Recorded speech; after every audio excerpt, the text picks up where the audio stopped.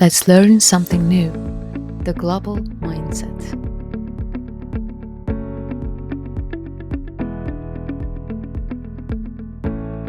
So yeah, our beginning, of course, we should start introducing ourselves. So Mm-hmm. let's start from Nico. Please introduce yourself. Okay. Well, Mhm. thank you so much for creating this event and inviting me. It's the second time we do something Mm. together, and it went really well. Last time we had really a good experience. I'm Nico or Nicola. I've been learning languages for really a long time, maybe 20 years and 15 years to be more accurate. I've been learning Japanese, Korean, Chinese, and Mongolian with Nona too, Turkish. So I really love learning languages. Really started when I was young, and then since 5 years ago, I've been doing research about languages and history too. So I was a translator, interpreter in the past, and then I quit and became a language teacher through my community on Instagram. Short introduction. Okay, great. Thank you for your introduction. Thank And you. yeah. hmm So our Nico sensei, Nico is a polyglot and who teaches uh, Japanese, Korean, and And Chinese Chinese, languages. yes. Yeah. Mm-hmm. Mhm. That's great. I was curious, how about French?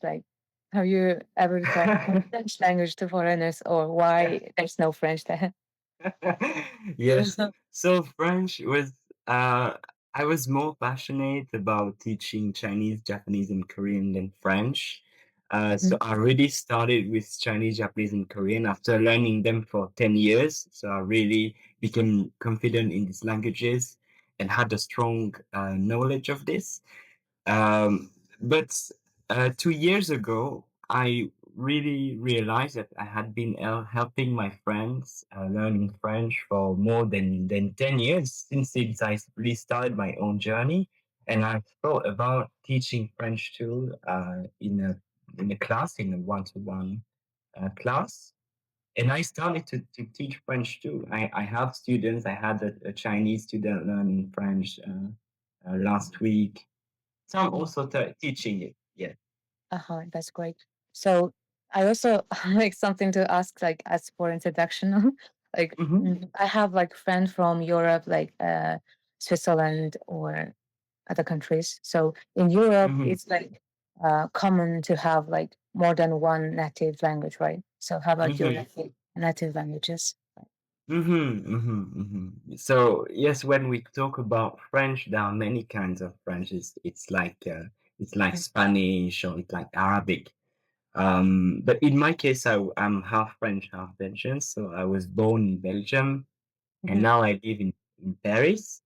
And so I know both accents, and I would say that my French is more Belgian French, but of course it's not really, it is really close to standard French, only some pronunciations, some words. It's not a big difference, but as a French learner, French learner, we should be aware of all these kinds of French, because if we go to Canada, to Switzerland, to Africa or Belgium, maybe sometimes we'd be struggling if we don't learn all kinds of French. So I try to say, for example, to my students, especially numbers are quite different. I say in Belgium we use this number, and in France we use this number. But I cannot teach Canadian French, for example, because I don't master it. I see. Mhm. Yes. Yeah, so Okay. there are many accents. Yes. Mhm. Oh, that's great. So yeah, Mhm. I think it's my turn to introduce myself. So Yes. I'm Nana. I originally from Mongolia. So not last, I've lived in Japan for 5 years, studying for masters and doctoral degrees, and I'm about to finish my PhD studies soon this year. And during my stay in Japan, from the city hall or the government, there were lots of international students program teaching our culture, nationalities, languages or everything. So I kind of started to participate those kind of programs from the university or yeah, Mhm. professional program or something. And then that's how I started teaching about my country and language, like Mhm. since 2017. So yeah, since then I have been like improving my teaching skills or Mhm. like presentation making skills for introducing my country. So Mhm. yeah, that's how I kind of slid into this uh, field as a Mhm. as an engineer. Yeah. Mhm. Okay. How to learn a new language naturally beyond screens and AI. Yeah, let's move on to the next part of our Mhm. talk. Is of course, as for introduction of this today's webinar, we should Mhm. state about like what is exactly a natural learning process Mhm. beyond screens and or AI. So, Mhm. how about this? So, would you share your thoughts on that? Wow, I have a lot of a lot to say about this Yeah. topic. This is one of the hottest topic these days Mhm. in the world of language learning. I talk about it with all my friends all the time because these days, because of AI and these kinds of new technologies, our human feelings, relationships, and the way that we are human has really been changed. We don't learn anymore like in the past using books and only our brain. We rely a lot on technology, and sometimes it confuses us. It confuses our brain, our learning. So in my case, I've always been learning in a very, I would say, the difficult way because when I started, there was no AI, there was no smartphone, only books. I learned Japanese on my Nintendo DS. Can you imagine that? Mhm. So that was really interesting. And then I saw, progressively all these new resources, smartphone technologies coming, and it really modified the way that learners see language learning.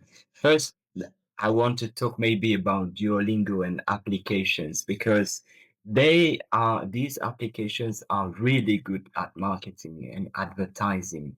They make you think that if you download one of these apps, you will be fluent, or if you just learn on these apps for 10 minutes or 15 minutes every day, you can be fluent. But I think this is not true because it's all about marketing, and there is no pedagogy in it. It's just about clicking and getting your I dopamine, see. getting a lot Mhm. of rewards. Mhm. So there's a lot of like wrong promises so as a learner of Mhm. this modern world, we can, how to say, adopt some of these new technologies because they help a lot, but we have to be really careful not to lose our tracks, and be more human and not rely too much on it because it will, how do you say, it will make us lose our spontaneousness, and Mhm. uh, and this is really really dangerous. Yeah. What do you think about like applications, AI? Do you integrate this in your learning? How about your students? What did they say about it? Mhm. Yeah.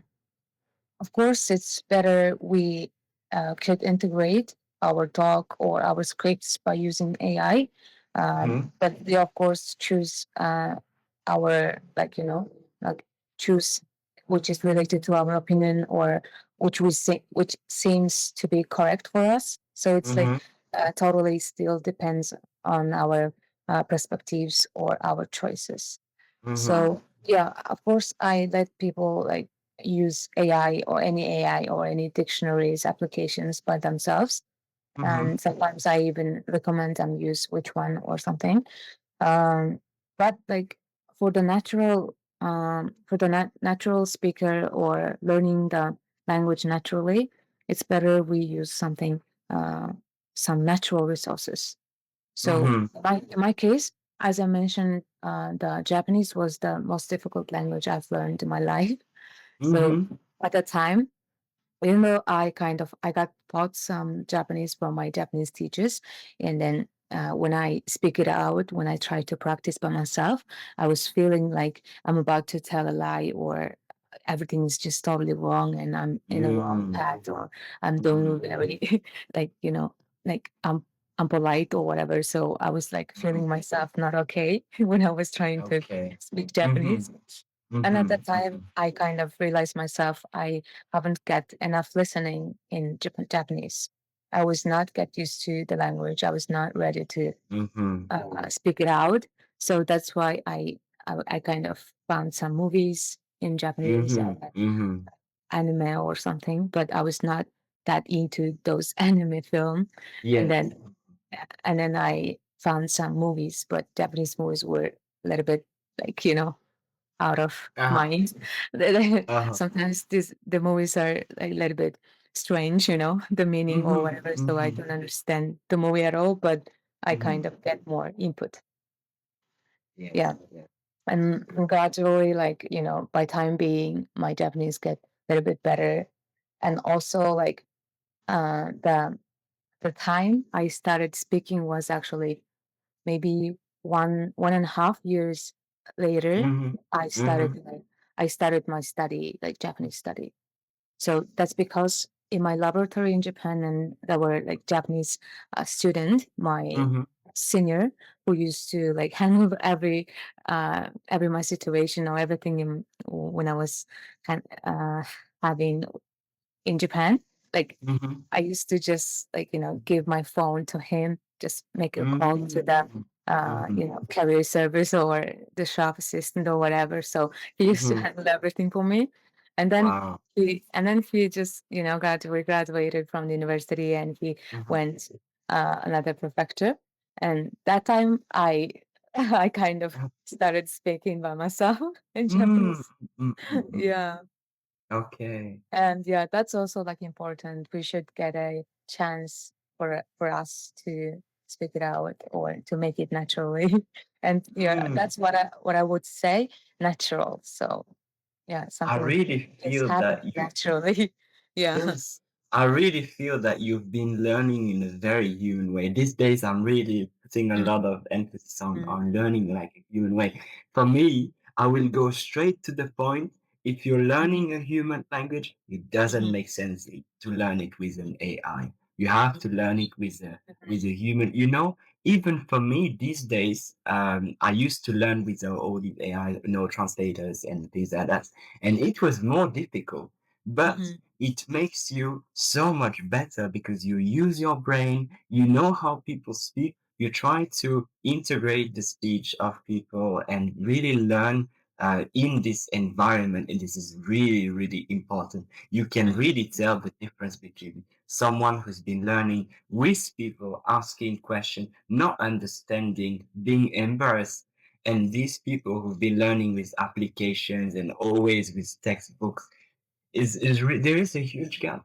I really, really feel that, and that is why I also try to insist all the time with my students and people in my community that sometimes it's embarrassing learning with people because we don't understand, they don't understand us, and sometimes we are put into situations where we are really struggling to understand what's happening, but this is the process of learning a language. We should be embarrassed sometimes, and then we get embarrassed. We try to it do is. our best, make an effort to get out of this situation, and after that, we become more confident.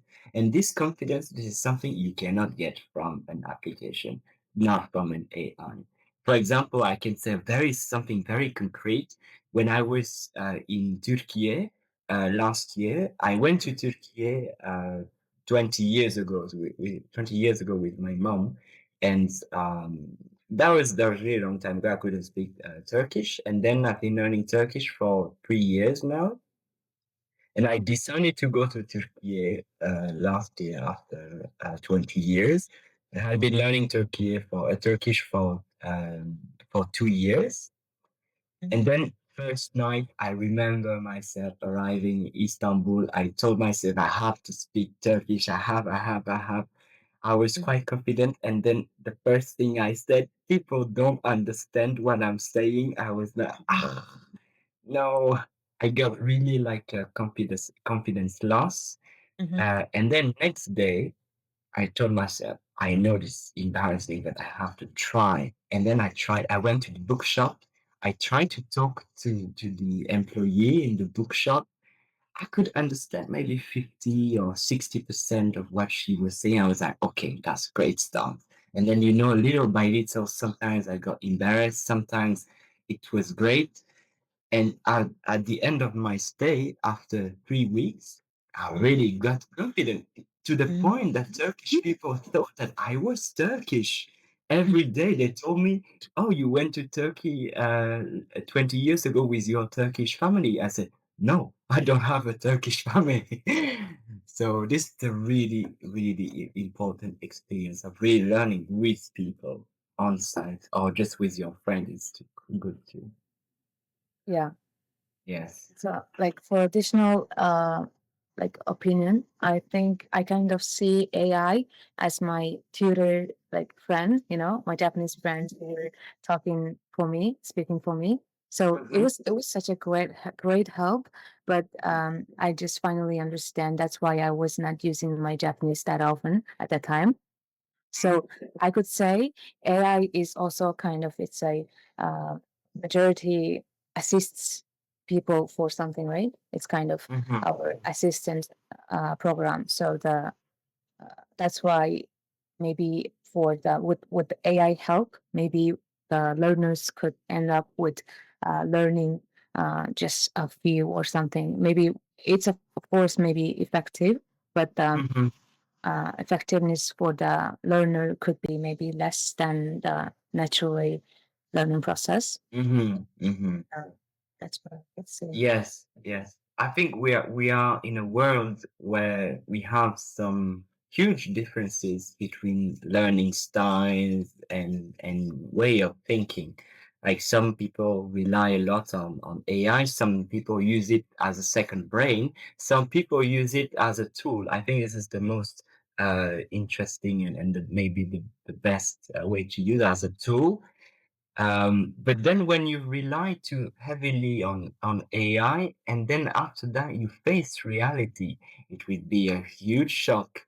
People say, yeah, I'm very confident when I talk about with ChatGPT in Turkish, in Arabic, and then facing reality. Yeah, oh, but I don't understand people talking in real life. Yes, it's Yeah. really normal. It's really normal.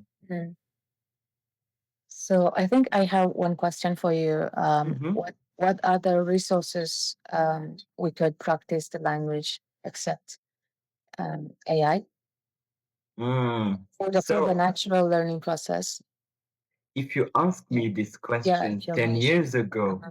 I would have Yeah. said practice with people. But these Mhm. days, it's really difficult to practice with people. Even for myself, I can Mhm. feel a huge difference between 10 years or 15 years ago and now because people and also into this system we use our smartphone all the time, so we tend to think directly or indirectly that the smartphone is better than real people.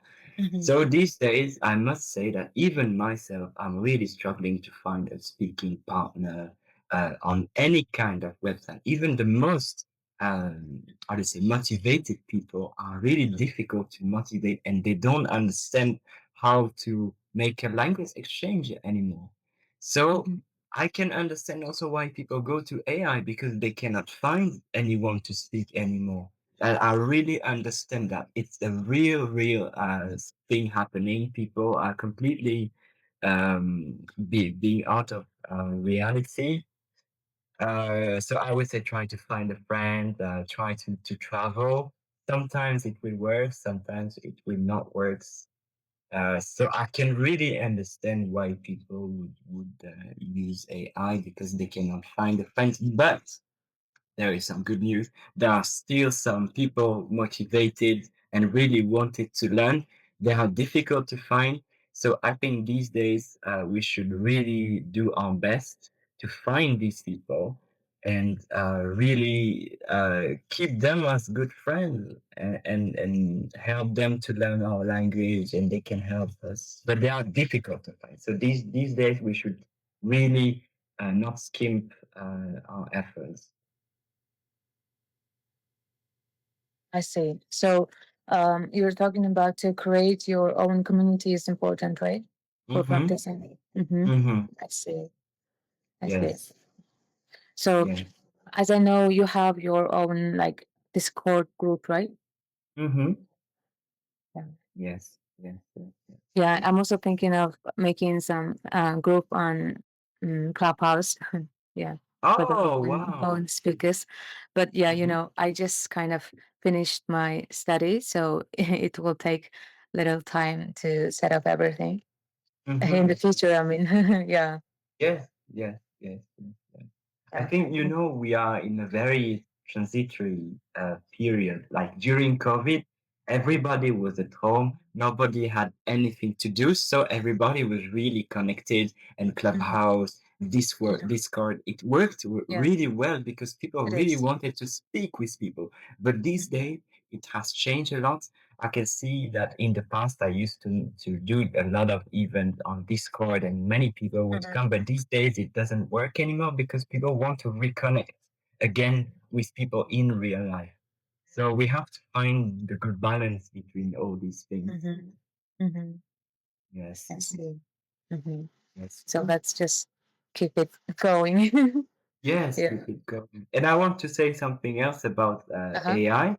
because I'm quite criticizing AI, but Mhm. I tried it. I really tried it. Sure, I sure. I tried it last year for 1 week. Every day Mhm. I spoke with ChatGPT, voice chatting with ChatGPT in many languages. I tried Vietnamese, Arabic, Japanese, Chinese, Korean, many Mhm. many languages. Mhm. And I must say that it might be helpful when you're very busy, when you cannot find a friend because it's always available, right? Mhm. Um, but again, and then I compared it with all the conversations I've been having with all my friends and my students. It's way beyond like what a human can say. For example, when you talk about very specialized topics like the Mhm. brain, or something quite advanced, like ChatGPT is like an encyclopedia. It will tell you too many details that a normal human don't remember. So sometimes it's really overwhelming. Really, Mhm. I felt that, wow, when I talk about brain, about neuroscience with my friends, it's really different. It's Mhm. not that specialized. So Mhm. ChatGPT just throw this knowledge at you, and it's really overwhelming. So maybe we have to set some limits. I do talk to me like a normal person in every day. Otherwise, it's really overwhelming. Mhm. Yes. Yeah. Like, yeah, just I kind of got to remember one thing, like, Mm-hmm. I've been like teaching on italki since 2021. And since then, like, several people also contacted me to like proposing some like projects like related to AI. They want to make AI Mongolian language teacher, and that's why the American staff wants to learn the language, and that he could make the AI learn the language, and then they want to make AI to teach the languages. So it's been like maybe last at least last 3 years. Many Mm-hmm. people, organizations, or the IT programming people, experts are working on to teach how to teach language to AI or something. That's kind of my expectation from the this kind of experiences. Yeah. Oh, so what do you think about that? Do you want to help AI to learn and Mm. teach Mongolian? It's like, you're a teacher. So Mhm. if you Yeah. give this Mongolian knowledge to AI, it's like you're putting some point, some sharp stick in your feet, and just Mm. canceling your job. What do you think about that?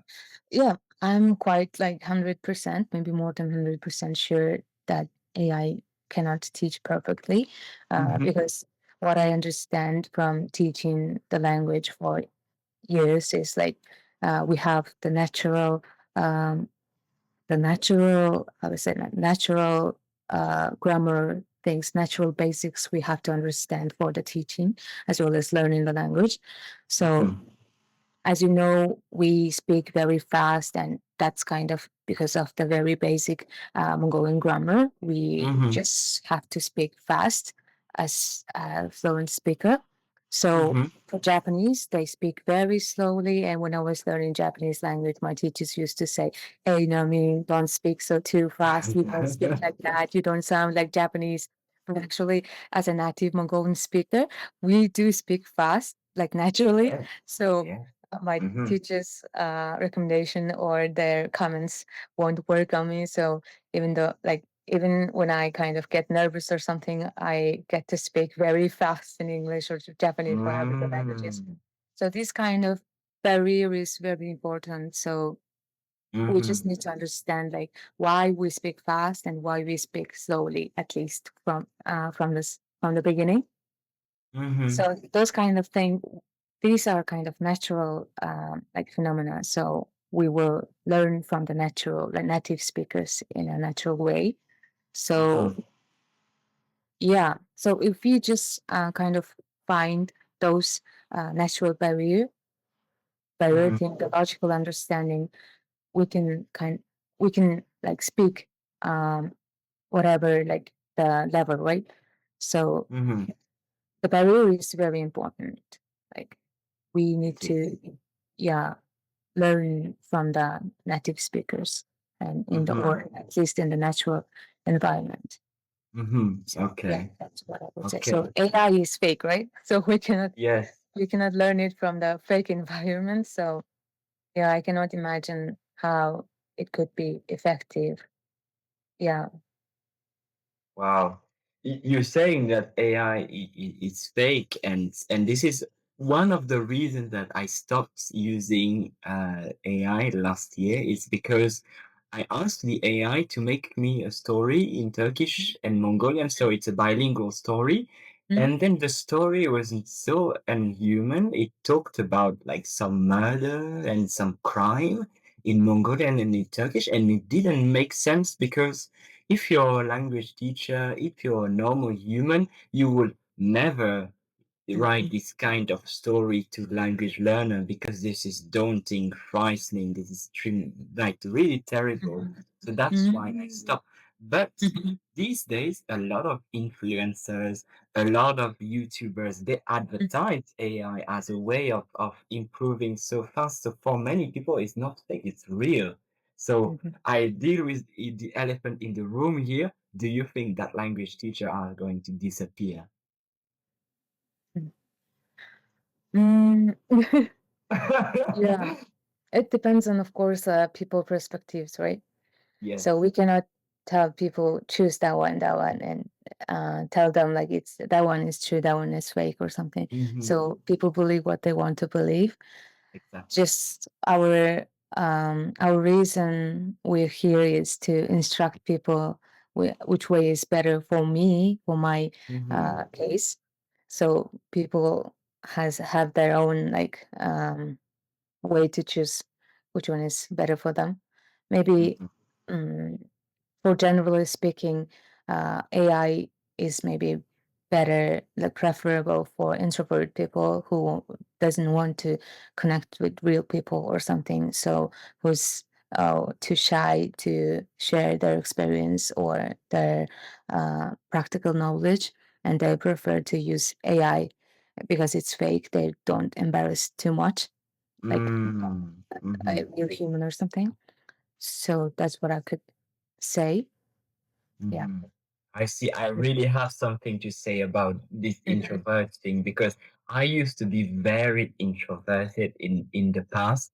15 years ago, when I was at school, you would never hear me speaking. I would never have imagined to do lives on Instagram to have a community. I used to be very, very introvert, and going to many countries alone, speaking languages on my own, it made me less introvert. But these days, people think that they are introverts themselves and they use this kind of, like personality, like test, and they put this on their profile saying, I'm an introvert person, so I need to interact with introvert person. This is Mhm. dangerous because you're putting yourself into a vicious circle. You Mhm. think that yourself is you are an introvert person, so you only interact with introvert people, Mhm. and you go on AI, and you become more and more introvert and less human. So I think some people have issues, some people have some mental disease. I understand, but don't doom yourself as an introvert person, because you are introvert maybe, but language learning and many things will make you more confident and a bit less introvert. So I think sometimes we have to overcome this. I could do it. So I think many people can also do it. And Mhm. we have to be aware that it might be a vicious circle. Mhm. Yeah, yeah, Hmm. that's right. Mhm. Yeah. So just let's be really aware of it. Mhm. Yeah. Yeah. Mhm. Yeah, it's just remind me I also was a introvert kid when I was graduating from my high school, and then I just decided to become an extrovert one when I Mhm. entered the university as a first grade, and then I kind of made myself a class leader in the Wow. yeah, in the court in our class. And then, yeah, that's how I started to join activities like the student union and student council activities. And gradually, I kind of made myself more comfortable with people. Yeah. Mhm. This is really important. But this Mhm, is something that was really cut off from us mhm, because of COVID, because everybody was going to how to say deepen these bonds between humans and between each other, and then COVID came and we had to cut off all these bounds and stay at home. So mhm, many people still have this mhm, effect and this very negative impact from COVID, and now they are still into this vicious mhm, circle and trying to do introvert things. So we have, I think, what is really important now is to learn how to be human again.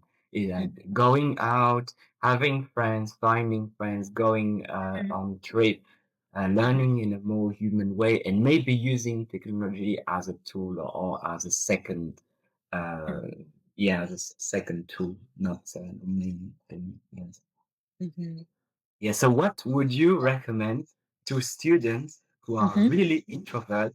They don't dare do anything, they don't want to go out, they just want to learn like in their own room and really fearing everything. What would you recommend? Yeah, my recommendation is just ready to announce. It's Mm-hmm. using the application tools like Discord or Clubhouse, where we could speak comfortably without showing our face, just voice. And even Mm-hmm. when we just speak without showing our face, it's kind of sometimes nervous, but Mm-hmm. gradually it gets better.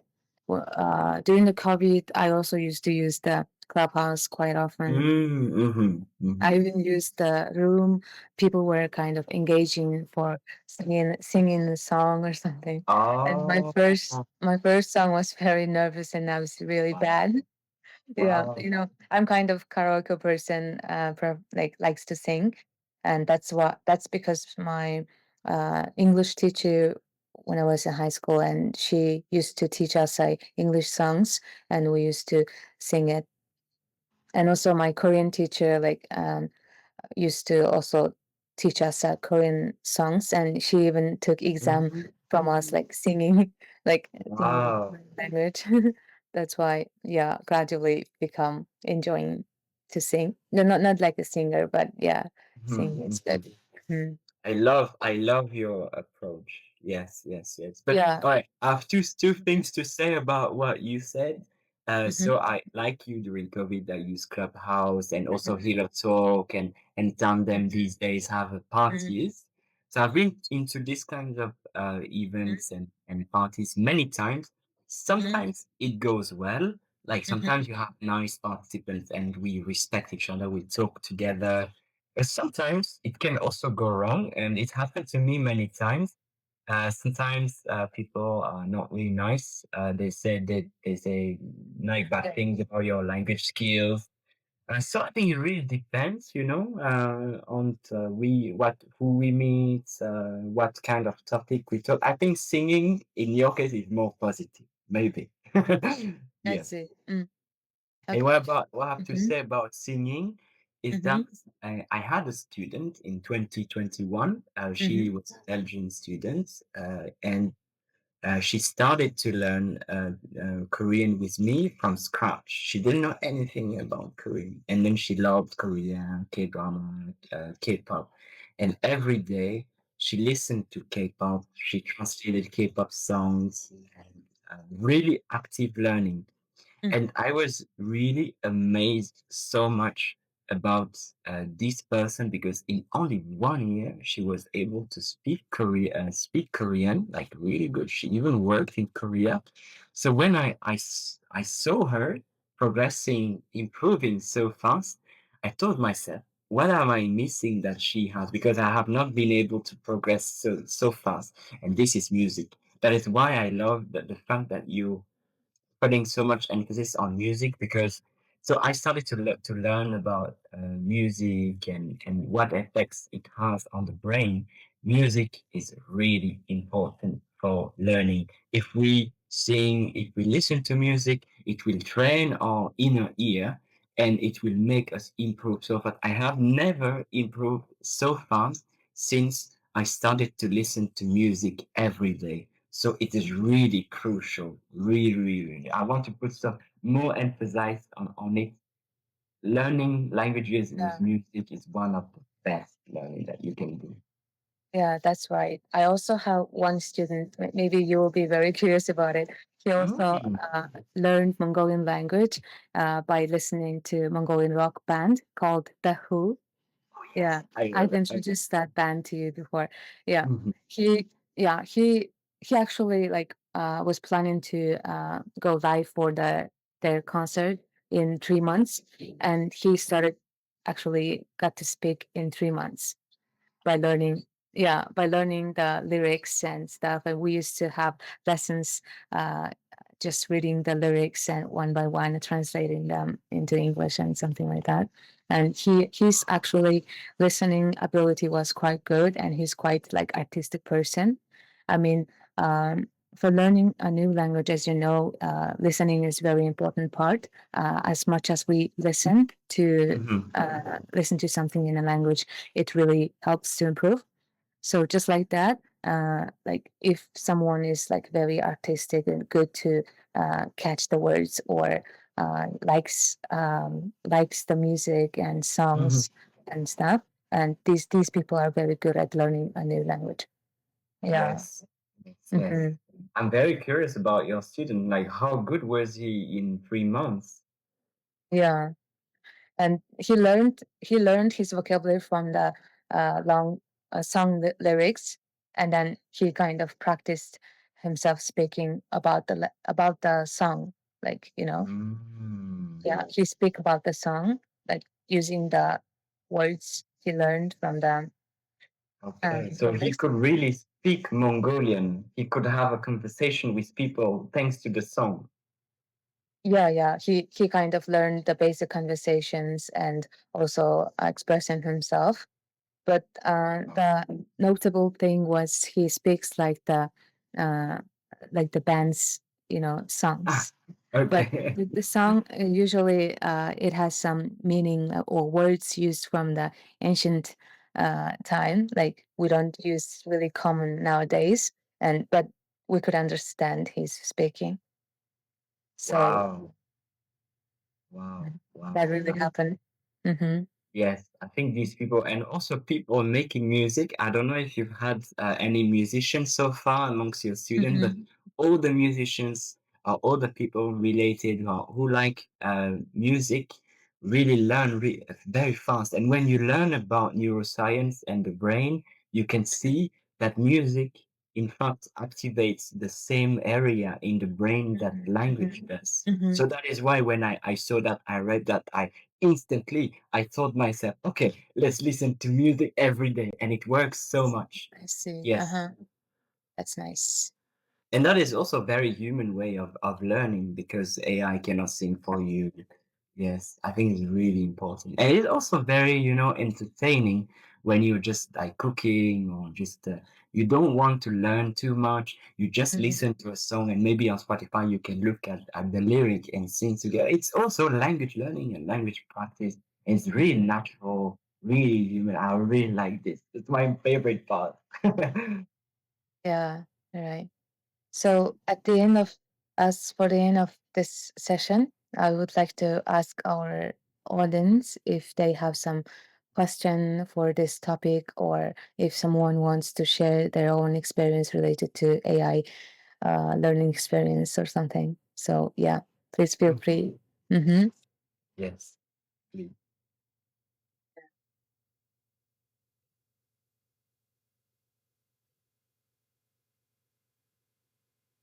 Or you can share your own experience, how you're using new technology to learn. Okay, Emerick. Yeah, so about the topic of AI and stuff like that. So a question I had was a lot of languages have a lot of resources like online and stuff like that. But in some kind of way, it's kind of complicated to find like good material and way to Mhm. improve by yourself. Like, for instance, I'm French and I'm trying to learn Mongolian.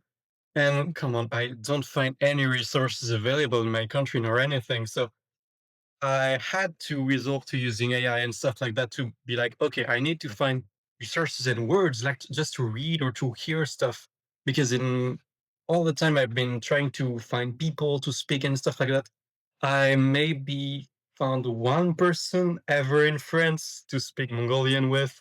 And come on, that's quite hard. So I found AI to be, even if it's not perfect and way inferior to having a teacher, just kind of a way to substitute the material because sometimes it's really really hard to find. So do you have any like tips to like not use this and maybe found more material that maybe you encounter to during like your studying time and stuff like that? That would be really helpful.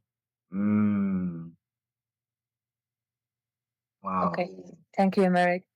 He's Thank you so much. actually my student and from France, and he's also a university student, and he's very smart. And yeah, so I think the question was for you uh, as a Mongolian learner. Yeah, how you think Wow. about it? Eric, I really relate to you because this is Mhm. what happened to me in 2022. I wanted to learn Mongolian, and then, as usual, I was on Google looking for resources, and then I found that there are not many. So, and it also happened to me in other languages in 2022 because I started to learn many new languages in 2022. So it depends on the strength of the community and of the popularity of the language. So, for example, if you told me 15 years ago I want to learn Korean, you would have struggled so much. But now you tell me you want to learn Korean, go for it. There are thousands of resources. So, in the case of Mongolian or Tibetan or Burmese, there are not many resources because it's not popular. But it's rising, so don't worry. So in this case, use whatever you have available. Um, you can use AI if you won't have it. You have a good teacher, so that's great to listen to music. And for resources, so when I'm facing a language that doesn't have a lot of resources, I learn it the hard way. I just find resources or articles in the language and I do my best to learn in the language from scratch. So this is more difficult at the beginning. But if you have a teacher, you can have questions. If you have friends, you could also ask them questions. So since this is the hard way, don't do too much. Maybe a few sentences every day, one paragraph every day. Try to analyze it because if you do too much and it's too difficult, you're going to be very frustrated. So that's what I do for languages that don't have really many resources. Tibetan was like that. Burmese was like that. I really struggled at the beginning, but now I'm really thankful to this effort I did back then with difficult resources because now it's pay off. So sometimes I think And in my case, I don't want to use AI. So in your case, you're using AI, so maybe it's a bit more easier. But in my case, I don't want to use AI, so I learned the hard way, and it works. But we have to be um, mentally strong at the beginning. But it pays off. Yeah. I see. Thanks a lot. It was really helpful. Mhm. Thank you. Okay. Additionally, I would recommend using AI in a right way, which is Mhm. like I only use AI in Mongolian language or English language for the for rephrasing things or some like asking the components or something. So these could be maybe more helpful for using instead of using AI in English or French language, like asking to teach Mongolian language. So it could be more useful if you use it in a language you want to learn. If you use it in Mongolian language, like type it in Mongolian, is it right? Is it correct or something? You could say like, is please please write me the correct version of this one or something like this in Mongolian language, and then you can uh, input your text in Mongolian language. So these could be more like progressive for your language improvements if you use in that way. Yeah. But how accurate is ChatGPT's Mongolian? Mhm. Um, I don't use ChatGPT in my case, and I use the Gemini one, and Okay. then Gemini is like more logical. So I use it in English and in English, Japanese, and Mongolian languages. So they were quite good structured. Like sometimes it helps for the formatting option, like for making the paragraph into email version or the announcement version or something. So I see. it's kind of yeah. Okay. Mm. You're making myself intrigued. Okay, maybe I will give it a try. Yeah. Just for a little bit, like it's a slight improvement. Like if you don't know the sentence, mood sentence, you can just put your normal like general sentence in whatever the tense is, and then you can ask the AI to make this sentence into whatever, like into past tense Mongolian language or something like this. Maybe this could be more accurate and a little bit more helpful Okay. instead of asking to teach. So it's more like self-paced learning. So yeah, I there's see. no teacher with AI. It's just kind of little like assisting to help for some part. Okay. Yeah. Okay. hmm Okay. So I'm very intrigued now about all these the participants like Anute, Emric, Johnson. Yeah. How is your own language journey doing? Like, do you have any problem? How about motivation? How about resources? Like, what can you share, or do you want to share anything with us? Yeah, sure. Okay, so would you hear me? My voice? Yes. Okay, yes, so my ninth language is Mandarin, and the motivation of learning language is want to sorry. I want to interact with foreign people.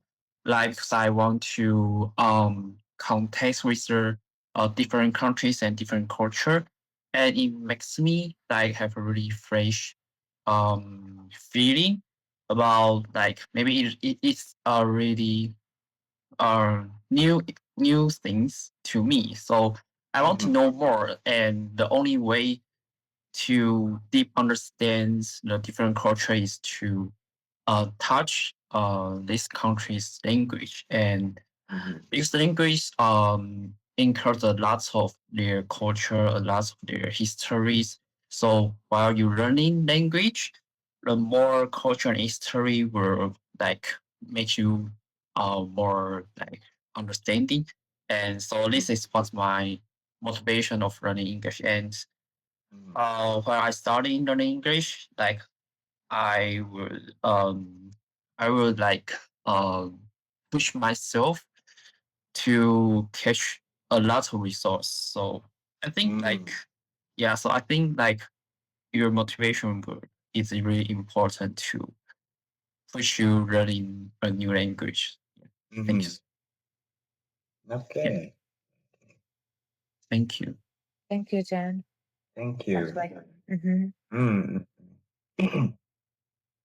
Yeah, I think it's also like what is the opposite? It's virtuous circle too. Like you're trying to learn languages of the world or any language.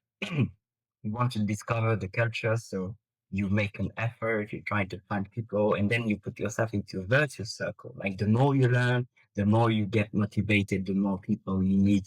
I think it's difficult to put yourself into this kind of circle. So we have to find good people. Maybe traveling can help. Um, a lot of people really struggle about getting motivated all the time. But if you have a good method and maybe if you're in this virtual circle already, it can really help you. It's like a synergy, right? Subscribe and follow for more if you liked the content.